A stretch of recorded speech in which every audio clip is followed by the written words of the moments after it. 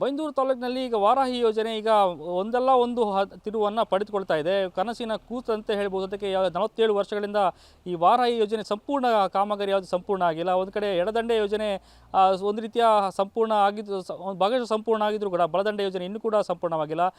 ಹೀಗಾಗಿ ಒಂದು ಕಡೆ BJP ಹೋರಾಟ ಮಾಡ್ತಾ ಇದ್ದಾರೆ, ಇನ್ನೊಂದು ಕಡೆ ಕಾಂಗ್ರೆಸ್ನವರು ಕೂಡ ಹೋರಾಟ ಮಾಡ್ತಾ ಇದ್ದಾರೆ.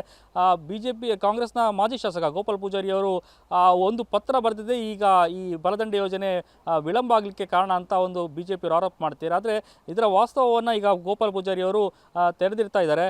ಮುಖ್ಯವಾಗಿ ಏನು ಬಲದಂಡೆ ಎಡದಂಡೆ ಯೋಜನೆ ಜೊತೆಗೆ ಒಂದು ಏತ ನೀರಾವರಿ ಬಗ್ಗೆ ಒಂದು ಹೋರಾಟಗಳು ಆರಂಭ ಆಗಿದೆ.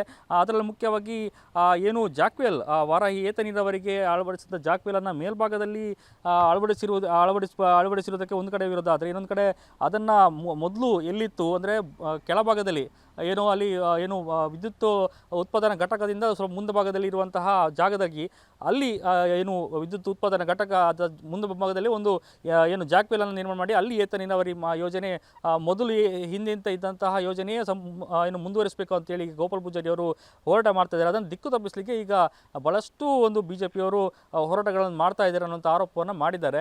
ಮುಖ್ಯವಾಗಿ ಆ ಏತ ನೀರಾವರಿ ಯೋಜನೆ ಏನಿದೆ ಈ ವಾರಾಹಿಗೆ ಹೊಂದಿಕೊಂಡು ಆ ಏತ ನೀರಾವರಿ ಜಾಕ್ವೆಲನ್ನು ಡ್ಯಾಮ್ನ ಮೇಲ್ಭಾಗದಲ್ಲಿ ಅಲ್ಲಿ ಮಾಡಿದ್ದಲ್ಲಿ ಅದು ಡ್ಯಾಮ್ಗೆ ಬಹಳಷ್ಟು ಎಫೆಕ್ಟ್ ಆಗುತ್ತೆ ಅನ್ನುವಂತಹ ಒಂದು ಮಾಹಿತಿಯನ್ನು ಈಗ ಗೋಪಾಲ್ ಪೂಜಾರಿ, ಕಾಂಗ್ರೆಸ್ನ ಮಾಜಿ ಶಾಸಕರು ಗೋಪಾಲ್ ಪೂಜಾರಿ ಅವರು ತೆರೆದಿಟ್ಟಿರುವಂಥದ್ದು. ಹೀಗಾಗಿ ಬಹಳಷ್ಟು ಹೋರಾಟಗಳನ್ನು ಮಾಡ್ತಾ ಬಂದಿದ್ದಾರೆ. ಅವರು ಈಗ BJPಯ ಶಾಸಕ ಗಿರಿರಾಜ್ ಶೆಟ್ಟಿ ಗಂಟಿಹೊಳಿ ಅವರು ಒಂದು ದೊಡ್ಡ ಆರೋಪ ಮಾಡಿದ್ದಾರೆ. ಅವರು ಸರ್ಕಾರಕ್ಕೆ ಒಂದು ಪತ್ರವನ್ನು ಬರೆದಿರೋ ಮೂಲಕ ಏತ ನೀರಾವರಿಯ ಪ್ಲ್ಯಾನನ್ನೇ ಅದನ್ನು ಹೋಲ್ಡ್ ಮಾಡುವಂತಹ ಕೆಲಸವನ್ನು ಮಾಡಿದರು ಅನ್ನುವಂಥ ನಿಟ್ಟಿನಲ್ಲಿ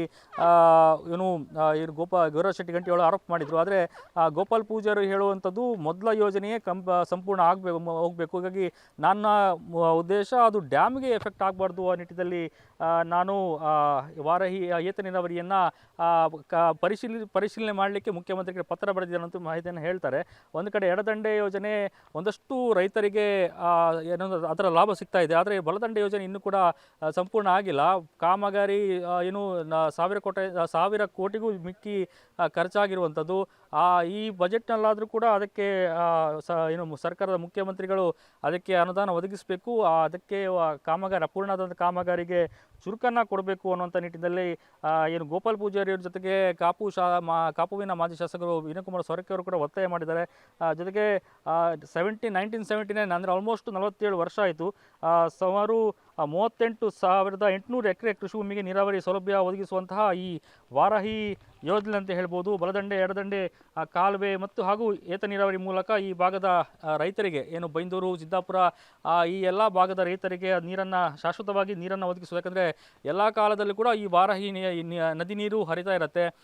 ಪಶ್ಚಿಮ ಘಟ್ಟ ತಪ್ಪಲ್ ಮೂಲಕ ಈ ವಾರಾಹಿ ನದಿ ಅನ್ಲಿಮಿಟೆಡ್ ಆಗಿ ನೀರು ಸಿಗತ್ತೆ. ಆ ನಿಟ್ಟಿನಲ್ಲಿ ವಾರಾಹಿ ನೀರಾವರಿ ಯೋಜನೆ ಆರಂಭ 1979ನಲ್ಲಿ ಮಾಡಲಾಗಿತ್ತು. ಆದರೆ ಮೂಲ ಯೋಜನೆಗೆ ಅಗತ್ಯ ಇರುವಂತಹ 1100 ಕ್ಯೂಸೆಕ್ ನೀರಿನ ಹರಿವು ಲಭ್ಯ ಆಗಬೇಕಾಗಿತ್ತು. ಆದರೆ ಹೋರಿಯಬ್ಬೆ ಬಳಿ ನಿರ್ಮಿಸಲಾದಂತಹ ಡೈವರ್ಷನ್ ವಿಯರ್ಗೆ ಹೆಚ್ಚಿನ ಅವಧಿಯಲ್ಲಿ ಕೇವಲ 275 ಕ್ಯೂಸೆಕ್ಸ್ ಮಟ್ಟ ನೀರಿನ ಹರಿವು ಮಾತ್ರ ದೊರೆತಿರುವುದು ಇದಕ್ಕೆ ಹಿನ್ನಡೆ ಅಂತ ಹೇಳಿ ಗೋಪಾಲ್ ಪೂಜಾರಿ ಅವರು ಹೇಳಿರುವಂಥದ್ದು.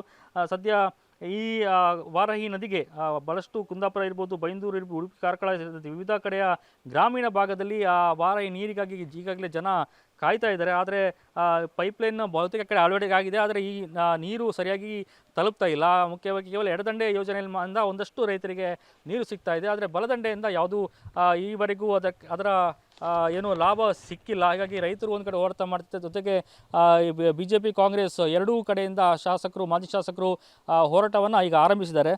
ಗೋಪಾಲ್ ಪೂಜಾರಿ ಅವರು ಆದಷ್ಟು ಬೇಗ ಈ ಬಜೆಟ್ನಲ್ಲಿ ಮುಖ್ಯಮಂತ್ರಿಗಳು ಪರಿಹಾರ ಒದಗಿಸಬೇಕು, ಅನುದಾನ ಕೊಡಬೇಕು, ಇದಕ್ಕೆ ಒಂದು ಚುರುಕನ್ನು ಮುಟ್ಟಿಸಬೇಕು, ಬಲದಂಡೆ ಆದಷ್ಟು ಬೇಗ ಕಂಪ್ಲೀಟ್ ಆಗಬೇಕು.